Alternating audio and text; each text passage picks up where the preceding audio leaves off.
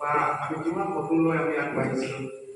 আজি আপোনালোকে সকলোৱে জানে কৰবাত আমাৰ বিচ্যুতি ঘটিছে, আমাৰ ডাইভাৰ্গেশ্যন কিছুমান আহিছে। গতিকে সেই বিষয়ববীয়াবিলাক সেই সকলো দিশবিলাক আমি চালি জাৰি চাই আমি আচলতে আগবাঢ়িব লাগিব। আৰু আজি সেই সভাখনত বিশেষকৈ আমাৰ বিভিন্ন প্ৰান্তৰ বা বিভিন্ন জিলা সমিতিৰ পৰা আমাৰ সভাপতিসকলকো আহিছে, বহু কষ্ট কৰি আহিছে আৰু বহু আশা লৈ বহু সপোন লৈ আহিছে। গতিকে আজি আমি সংস্থাই যিধৰণে বা যিটো লক্ষ্য উদ্দেশ্য লৈ আমি আগবাঢ়িছিলোঁ, আমি নিশ্চয় কৰবাত আমাৰ কিছু বিজুতি ৰৈ গৈছে বা বিজুতি আমাৰ থাকি গৈছে।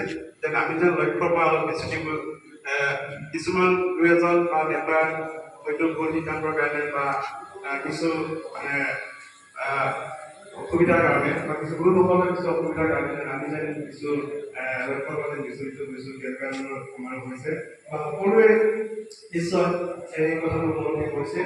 গতিকে আজি বিশেষকৈ আমি বৰ বেছি পলম হৈছে বুলিও ক'ব নাযাওঁ, কিন্তু এটা সঠিক সময়ত এটা সঠিক আজি আমি হৈছোঁ। আমাৰ যাতে যে আমাৰ মাজত সকলোৱে জানে এই কথাটো, সেইটোতো আৰু লুকাই ক'বলগীয়া কথা নহয়। আপোনালোকে সকলোৱে জানে যে আমাৰ মাজত কেনেকুৱা ধৰণৰ এটা বিভাজনমুখী নীতি আহিছিলে বা কেনেকুৱা ধৰণৰ মানে কৈ আছে মানে আইফোনৰ দিশটোতে আমাৰ সংঘাতটো তেখেতক বাৰম্বাৰ মই কৈ থকাৰ উপৰিও কেন্দ্ৰীয় কমিটিৰ বিভিন্ন সদস্যকো মই এই ক্ষেত্ৰত অৱগত কৰিছোঁ যে মই যদিও তেখেতক কম, তেখেতে মোৰ কামৰ মোৰ কথাৰ কোনো প্ৰাধান্য নিদিয়ে।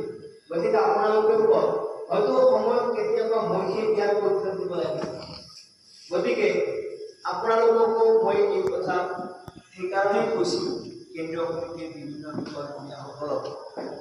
তথাপি তেখেতে এইসকল মোৰ এই কথা ভৰিৰে মোহাৰি তেওঁ নিজৰ ইচ্ছামতে আৰু নিজে স্বাধীনভাৱে চলিবলৈ আৰম্ভ কৰিছে। আৰু প্ৰায়ে আমাৰ শিক্ষক কৰ্মচাৰীবিলাকক বিভিন্ন সময়ত বিভিন্ন অজুহাত লৈ তেখেতসকলক মাতি আনি তেখেতসকলৰ পৰা বিভিন্ন ধৰণৰ লেনদেন কৰালৈ দৃষ্টিগোচৰ বা কৰ্ণগোচৰ কৰিছে।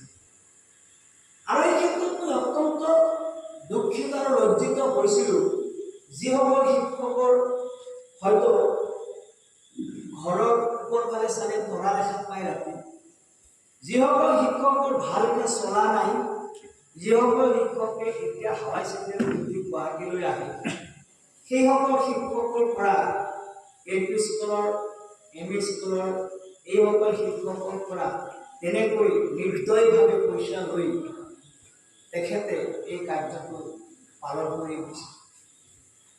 য'ত মোৰ কোনো ইণ্ডিয়াটো প্ৰয়োগ কৰি মহাত্মা গান্ধীয়ে আমালৈ স্বাধীনতা আনিলে, কিন্তু চৰমপন্থীক ছাপোৰ্ট কৰা আমাৰ লালা লাজপত ৰয় হওক, আমাৰ সুভাষ চন্দ্ৰ বসুৱে হওক, কালৰ কুটিৰ প্ৰতি সেইসকল বিচ্ছিন্ন হৈ গৈছে, কিন্তু মহাত্মা গান্ধীৰ খ্যাতি ৰাখি থৈ গ'ল। আৰু আমি তেখেতৰ এই খ্যাতি আৰু তেখেতৰ এই পথ নিদৰ্শন কৰি আমি আমাৰ কাৰ্যত আগবাঢ়িছোঁ আৰু আপোনালোকে জানিব পাৰিব যে আমি ইতিমধ্যে আমাৰ তিনিখন সমষ্টিৰ মন্ত্ৰী মহোদয় বিমল বৰাদেৱে আমাক বিশেষ সূত্ৰে মাতি নি তেখেতে আমাৰ সম্পৰ্কে বিষয়টো আলোচনা কৰিছে আৰু তেখেতে আমাক কৈছে যে আপোনালোকে চিন্তা নকৰিব,